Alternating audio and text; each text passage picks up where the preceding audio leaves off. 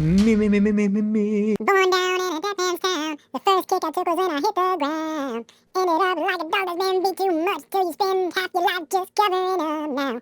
Born in the USA, I was born in the USA, I was. Welcome back to Is It Worth It? Of course, a Crazy Ant Media review show. And today we'll be talking about Deliver Me From Nowhere. Of course, the Bruce Springsteen story.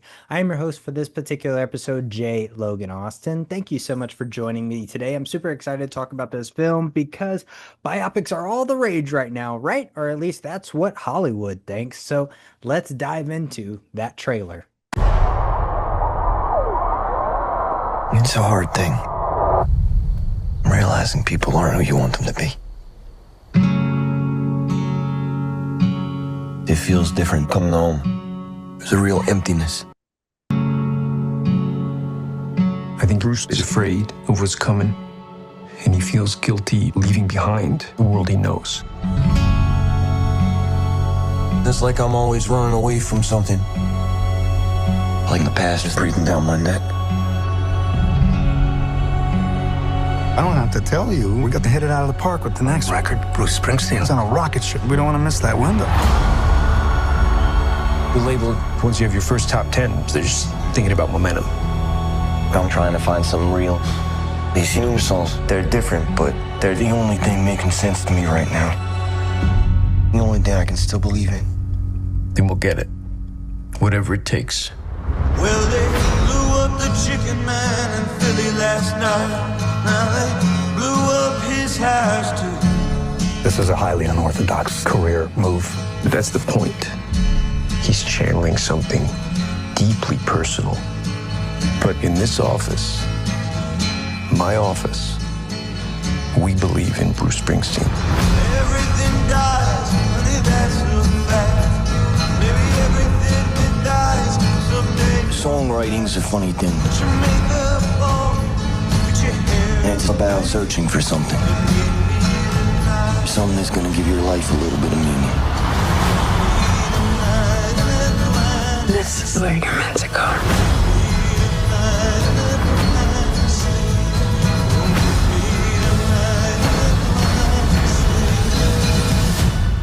Don't need to be perfect. I just want it to feel right. Maybe everything that dies someday comes back. All right, so let's dive into that official synopsis. Springsteen, Deliver Me From Nowhere, 2025, of course, October. Bruce Springsteen's journey crafting his 1982 album, Nebraska, which emerged as recorded, born in the USA with the E Street Band, based on Warren Zane's book. Of course, this starred Jeremy Allen White. Of course, it starred Jeremy Strong. Of course, it starred Stephen Graham. Of course, it starred so many other people who weren't used properly in this film.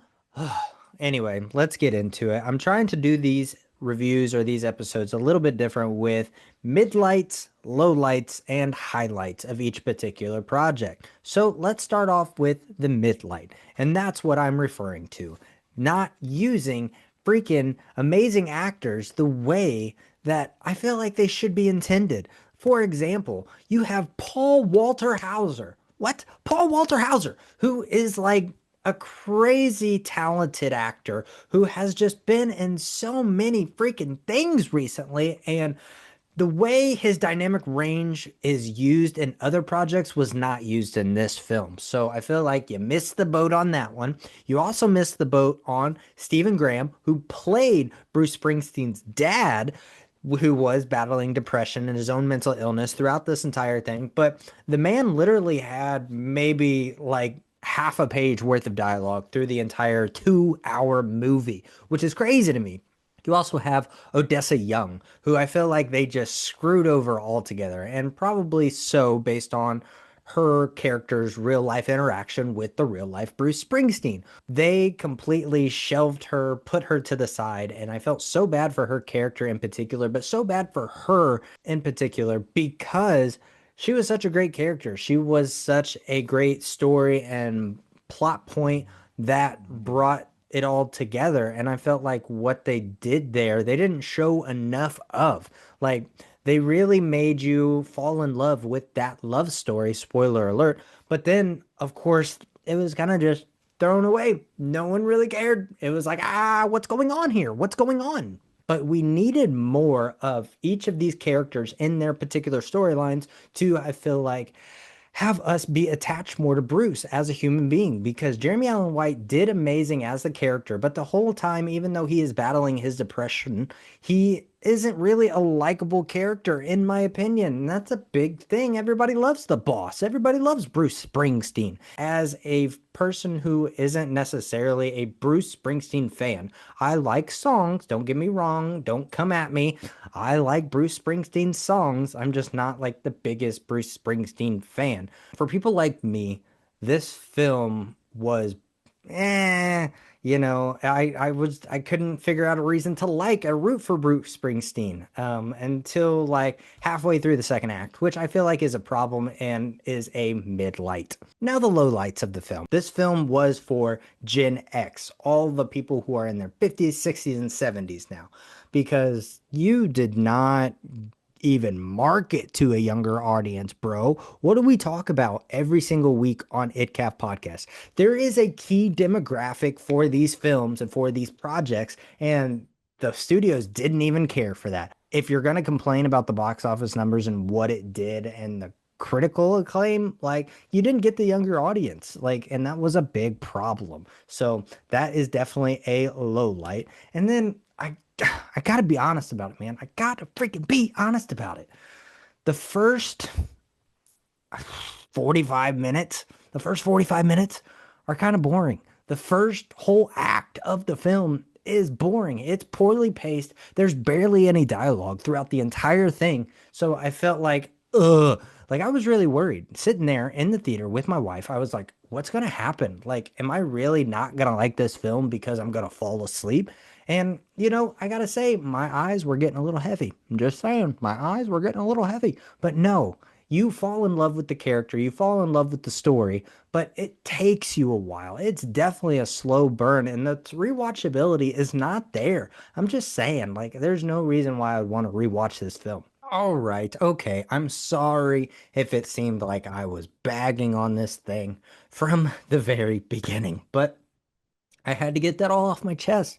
Okay? I had to. It was just in there. I couldn't bottle it up. I didn't want to man up. This whole film is about expressing yourself, letting it all out. So I'm expressing myself how I felt about the film. So let's be honest about it, and let's get to the point of the highlights, the moments that made me actually appreciate this film, because even though I had my critiques, I had my moments where I'm like, WTF, yo, but I actually enjoyed this film. I did, even though I don't see any rewatchability in it. That doesn't mean I didn't enjoy it for the storytelling, for the cinematics, for the filmmaking art that it was.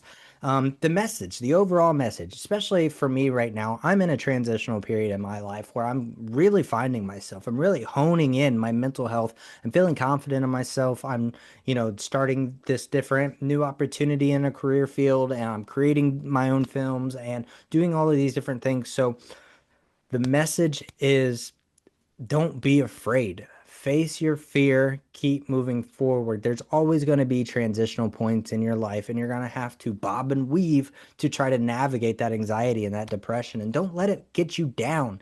And I think, having that message of it's okay to talk to people, it's okay to not be okay, that is a beautiful thing, and that's a great thing to have. Like the freaking therapy scene at the very end, that's when you should have ended the movie. But yeah, it's good. The message of the film is good. And then, of course, forgiving your parents, because the whole thing is about the relationship that he did or didn't have with his dad growing up. And isn't that what life's all about? As adults, aren't we all just trying to figure out what our parents did and didn't do wrong and why they did and did those things? So I think that's the biggest thing too. You're just trying to be better than your parents who came before you, and that's what this entire film's about. Him trying to be a better man than his father was. So that was very cool. Growing up, of course, growing into the man he is today, big life transitions, I covered that.